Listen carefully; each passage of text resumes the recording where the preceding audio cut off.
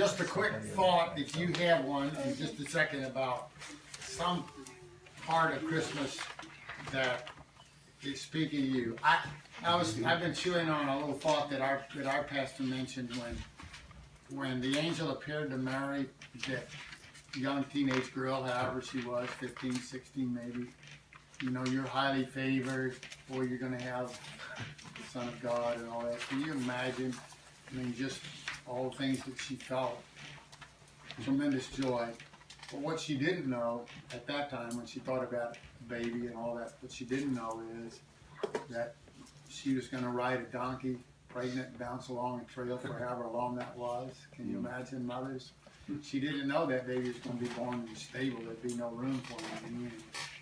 She didn't know they're going to have to take him and run for their life to Egypt and hide for a while. She didn't know that he was going to be beaten, mocked, ridiculed, and that she would kneel before his cross and watch him hang on a cross and die. Think about from that moment of elation as a young teenage that the angel appeared to, with all that excitement to that. And then she sees that boy grow up to be 33 and die on the cross. But 3 days later, he burst forth alive, body that lives forever, unbelievable, incredible. And the point that got to me was, she didn't know all that, not what she signed up for. That's what happened. And it was 33 years, but it all ended well. It ended well for her. It ended well for all of us. It ended well for the world. And the truth of the matter is, even though there's a lot of dark, hard places, storms, God's stories end right and well. She couldn't have explained all that, but oh, that Easter morning. Okay, don't anybody else take as long as I do. You got a thought. Yes, John? I was just the other morning thinking about the idea of just God sending his son. And it hit me the other morning, this last Easter, when Andrew passed out at church. And the idea of the possibility of something happened to one of my boys.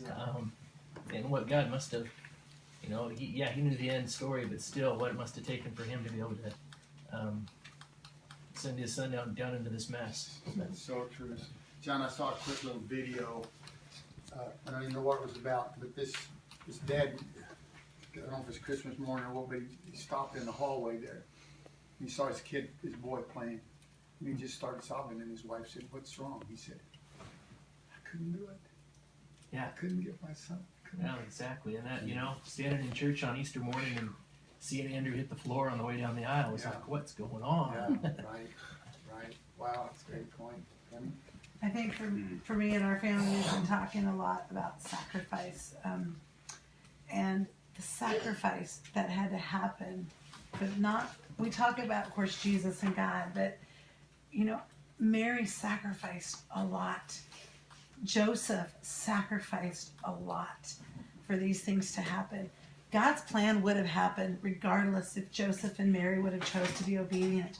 But because they chose to be obedient, it wasn't easy. I mean, if you've ever watched the Nativity story, I know there's a lot of liberties taken in that, poetic liberty. But the fact is that road was a sacrifice. You know, everything that they had to do, they were shunned, most likely, from the people around them. And so for us and our family, we've been talking a lot about following God's plan is not always easy, but it's always best. And I want to play my role in that, no matter what sacrifice I have to give, because in the end, it's not really sacrifice compared to what you receive from him. Good. That's good. I love the little phrase in the Bible where it says, and Mary pondered all these things in her heart. And just how in the midst of all that was going on with her, she just stopped and pondered and held it in. And I think we need to do that and not rush over things so quickly, and just reflect and think and let God really speak to us and ponder them. Right. Well said. Grandkids? I got one. Yeah. The last couple days, It's a pretty unsuspecting little line, but it's at the end of the Christmas story. When me and Dad read it in church, and then when we read it again tonight, after the shepherds left, they praised God for all the things they'd heard and seen, but it was just as they had been told. You know, sometimes God takes words out of context, you know, and uses them to make a point that doesn't really have anything to do with. But you know, being at a university, a secular university, immersed in psychology and in all of these ways of thought that are contrary to God, you know, I got to remember, why is it true? Look at the prophecy and the history, the historicity of Christ and the resurrection, and all these things. And God's just been reminding me the last couple of days, you know, it's just as you had been told. Beautiful. Praise God. That is right. Anybody else? Anybody? I know I want to share one of the things that Tim's been preaching on over Advent is why God chose the people that he chose, being a story, Mary and Joseph, the shepherds and the wise men. And I just love the fact that the shepherds were the outcasts. They were about the lowest as you can get. And God chose them. And we don't have to be anything special for God to choose us. And he chose the wise men to show that this is not just for the Jews, but he includes everybody.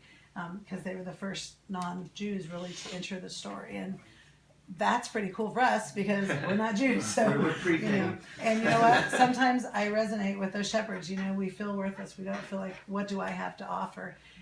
The shepherds have been outcast from their community, and yet that's who God chose. So, I mean, he explained it much more elegant than that, but it just reminded me that God chooses each one of us for a purpose.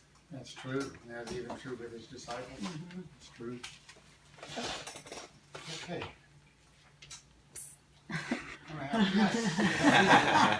I see what over here. I think the part just about that Jesus came for so many reasons, but he came for peace, to bring peace on earth.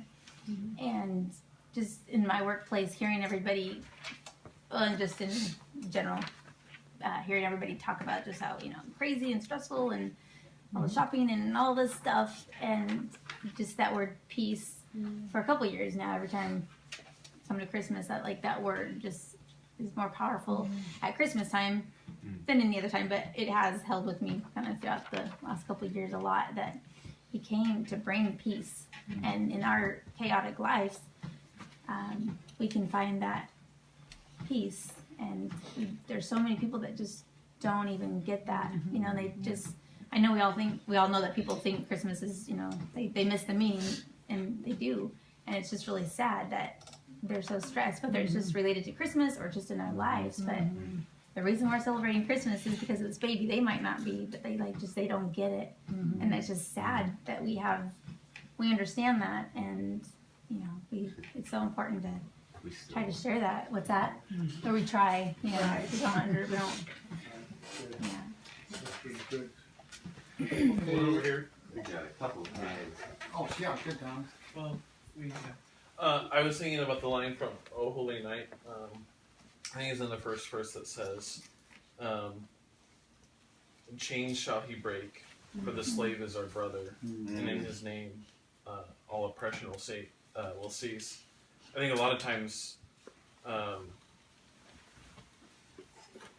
we think of Jesus as someone who helps us like cover up problems or suffering or sin, and it becomes kind of a way for us to kind of sweep the mess underneath the rug. But the true gospel of Jesus is that sin isn't just something, or oppression or suffering isn't something we just have to put up with, but in the life, death, and resurrection of Jesus, we can be transformed and made new and whole. And it's not just something we just have to like live with and say, oh, this hurts, or I'm hurting other people. It's not something we have to live with. And the incarnation of Jesus says there's a different way. Wow. Amen. Praise God, that is great. Yes, Kat. So just something small, but there's a song by Francesca Battistelli, Be Born in Me. One of the lines is, everything inside me wants to hide. And I don't know, just this year I've been thinking about how hard it was for Mary. Like, not just, I don't know, it seems like a lot in the past I've just like heard the story and yeah, like she listened to God and did that and all that. But it wasn't something that was like, okay, yeah, I can do this, whatever. Like, it was hard. And she, yeah, like you were saying, like, whenever she would go out, like, most likely she was shunned. And I don't know, just that line kind of made me think a little more this Christmas season. Okay, good.